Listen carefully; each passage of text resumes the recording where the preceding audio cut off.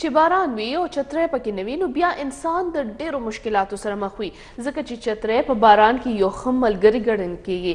چترۍ په اهمیت او د دې په تاریخ باندې ګورو د عمران زریاب دا رپورټ.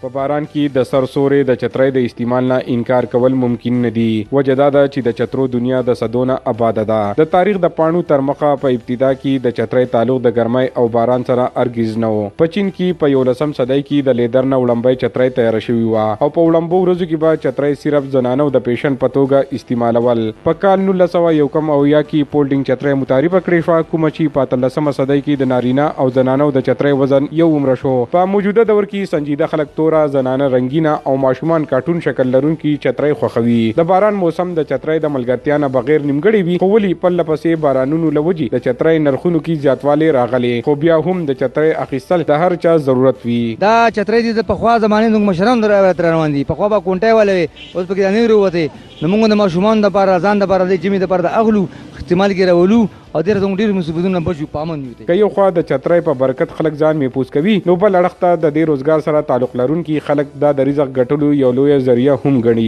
د چترۍ چې کوم دي د هر چا ضرورت دی. هر سړی راځي خپل ماشومان نه مړي د ماشومان نه مړي بلکې د کور ضرورت هم دی. مطلب د هر چترۍ د مانګ هم ډېر سیوا دی. چترۍ چې د یخنۍ سیز دی په یخنۍ کې ټول زیاته چترۍ وځي او هغه هم داسې چې کله د بارانونو سیزن نو په هغې کې چې دی نو زموږ چترۍ چې ډېره زیاته وځي. ملکنډ ضلع کې هر کال د چترو په خرڅ کې زیاتوالی راځي خو د بده مرغه دا چترۍ ډېرې نازکه هم وي او د استعمال وروسته پکې د جوړېدو کار هم پیښیږي. بعضې خلک بیا دغه چترۍ ګزاري او یا یې د استعمال لپاره په کاریګرو جوړوي. چترۍ نه صرف د جړۍ او باران نه بچ کېدو لپاره استعمالیږي بلکې په ګرمۍ او نور کې هم د ځان بچ کولو لپاره یو ښه ملګری دی.